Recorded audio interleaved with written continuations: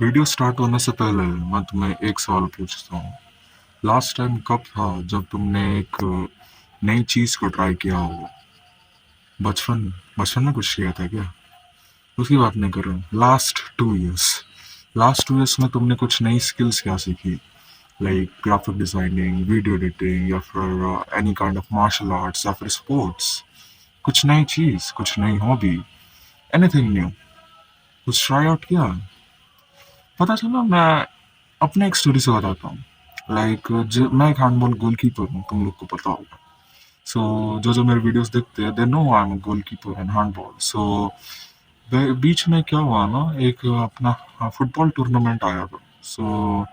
मेरे sports teacher ने suggest किया कि you play in that.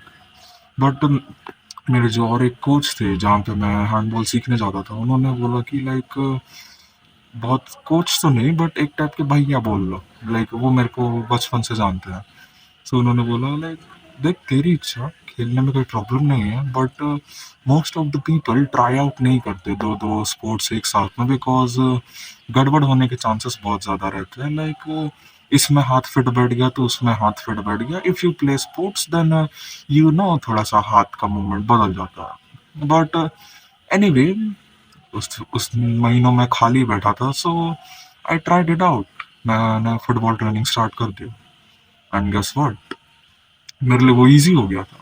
Because handball में इतने फास्ट बॉल फेस करने के बाद, फुटबॉल में थोड़े से कंपैरेटिवली कम स्पीड से आते हैं बॉल।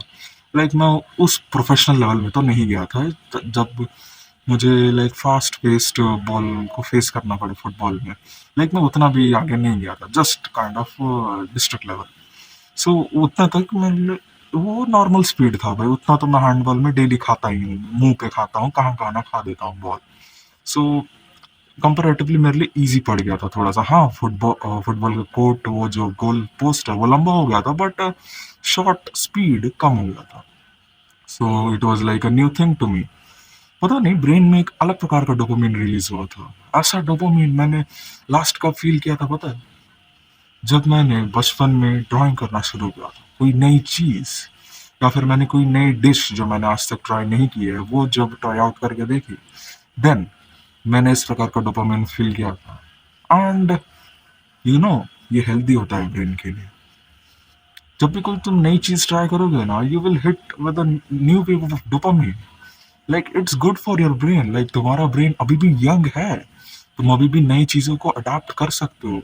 यू डोंट नो कि तुम जो चीजें टीनेज ईयर्स में सीख सकते हो, जितना टाइम लगता है तुम्हें टीनेज ईयर्स में चीजों को सीखने के लिए, वही चीज अगर तुम अडल्टहुड में सीखने जाओगे ना, तुम्हारा ब्रेन कंपैरेटिवली ज्यादा टाइम लगाएगा, बिकॉज अभी तुम्हारा ब्रेन यंग है।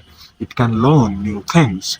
मैंने कितना 1-2 महीने के फुटबॉल ट्रेनिंग कैंप में, मैंने वो टूर्नामेंट क्लियर कर दिया था। I won that tournament with a clean sheet. कोई मेरे सामने गोल स्कोर नहीं कर पाया। मैं ये नहीं कर रहा मैंने बहुत बड़ा बढ़िया खेल दिया था, but as a new boy, मैं तो उस टूर्नामेंट में न्यू बॉय था। मैं जानता भी नहीं था कि क्या है बोल के।